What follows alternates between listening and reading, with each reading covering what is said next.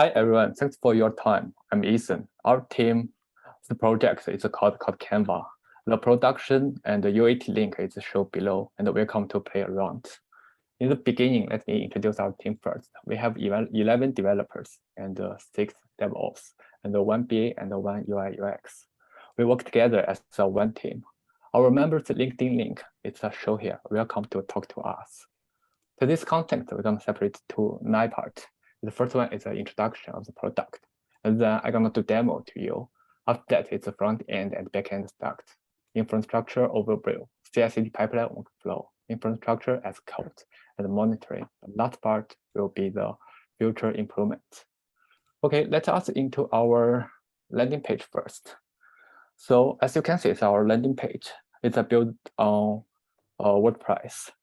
So our project's goal is to provide a platform to help our customer build a high-performance code for this backyard. And then, so let us to show you our solution. We allowed our customer to pick up their code from the blueprint. We provide 6 standard design for them to choose from, like the small code or pro half code. Yeah, they can custom the color. Yeah. I think you already know it as a bottom left, the tail calculator will calculate the number of the tails needed for each color, and also will help to the stock management. On the another side, it's the price. The price is based on the delivery fee and the tail price plus 10% GST. Okay, on the top, we have a slide bar. Our customer can choose the size of the border. When we change the slides, the border on the map will change. Also, the tail calculator gonna change, and another side, the price gonna change as well. Let me show you again. Pay attention. We provide the undo and the redo function for our user. So for clearly look, we also can turn off the ruler, or if you want, you can turn it on. So you can rename your code. Yeah, so after that, you can download your design as a PDF. Here it's a PDF. So then, we also provide 2 login way or sign-in way to our user. First one is a continue with Google. Yeah, and then it's a continue with email. Let me show you. You pro.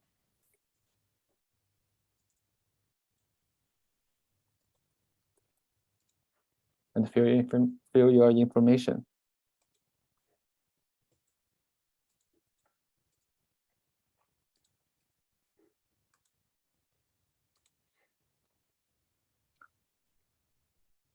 Or you're gonna receive a 6-digit code in your email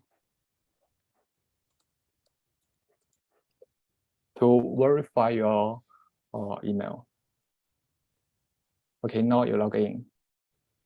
And then if you want, you can save your design here. And you can check from the border. All our data is from the backend. So also we build up the admin page for our admin to manage the user accounts, the tail, also the code. So here is the code page, and you see our presented data from the 6 blueprints. You can click any one, will show the information, and then if you want, you can edit the value. Also, so we have you can click the new button and create the new code, and to generate new drawing from at the front end. Barry will continue the next step. Thank you, Ethan. This is Beryl. I'm gonna introduce our structure.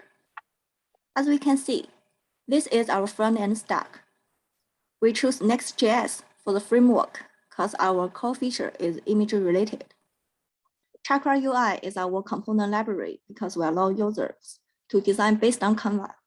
And we customize our page layout such as color, button, and model, then reuse them for the whole page.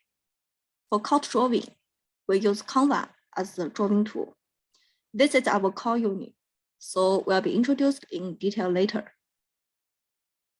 At both front end and back end, we also use the test library to ensure we have a good quality code. Our test coverage is more than 70%. By the way, at the bottom left, here's our front end GitHub link. It is public, so welcome to view our code. Now we can have a look at our main feature.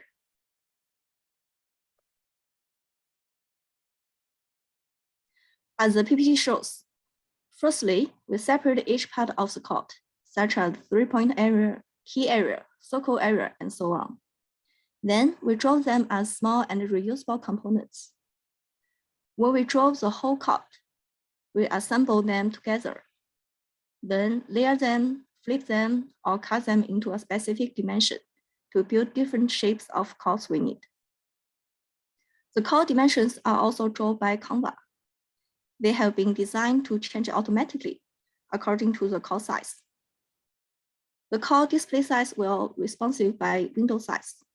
The smallest screen size we allowed for CourtCanva is iPad minis. After drawing the codes, we're gonna introduce our highlight feature, tails counting. This feature is also reusable.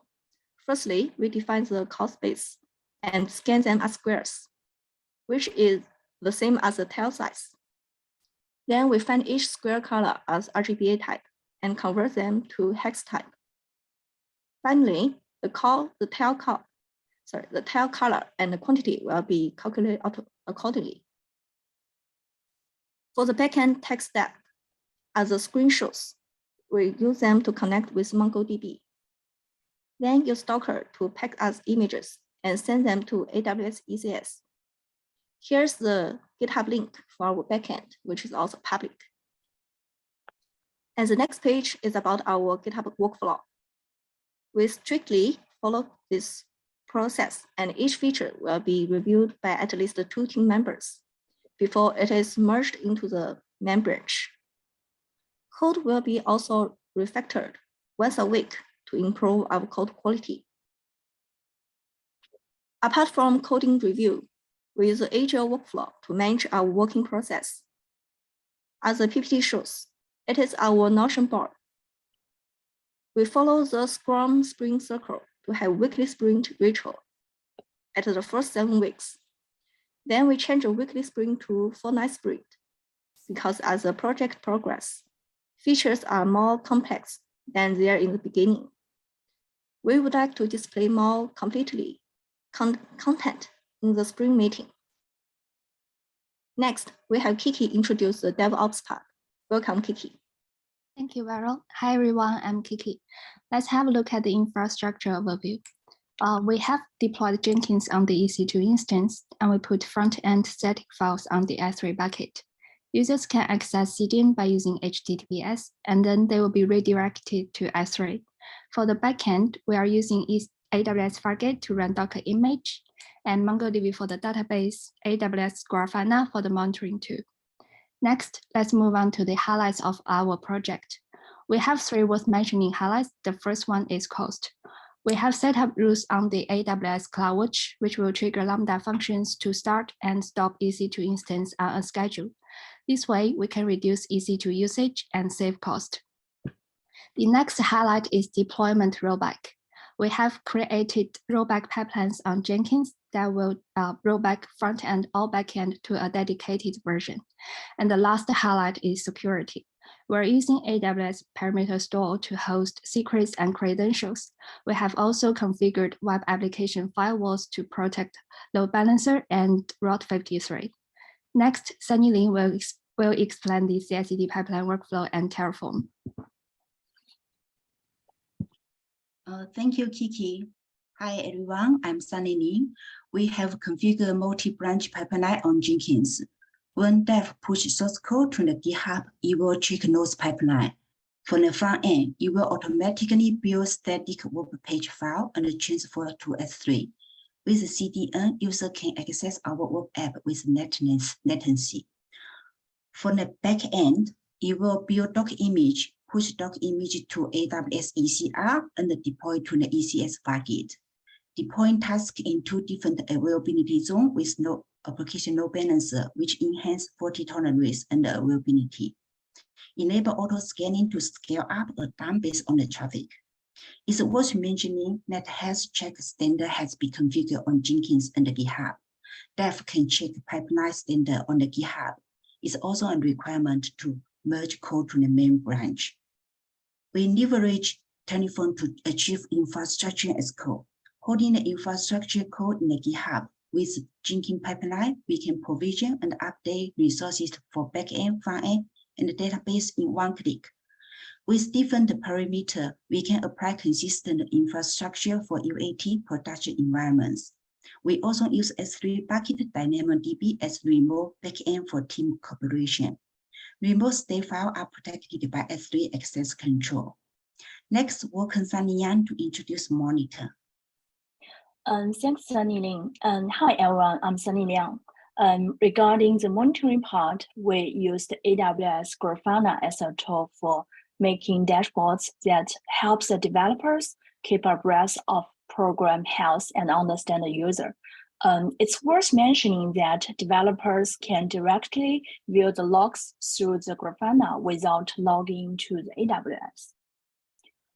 The dashboard of our project is mainly divided into 2 parts, metrics and logs data. Based on 4 golden signals, we use the AWS CloudWatch to collect the data and make the metrics. Meanwhile, we collect the Fargate to Loki through the Grafana and FluentBit to collect the logs data, and finally create the dashboard in Grafana. In addition, if the data is abnormal, the AWS Grafana will send a warning message to the DevOps team through the SNS and email. So let's come back to Ethan, talk about our future plan. Okay, in the future, we're gonna provide more choice for our customer to choose. Also, we're gonna provide a template and a front chat state management. Okay, this is all our presentation. Let's move to the Q&A question. Feel free to ask any questions.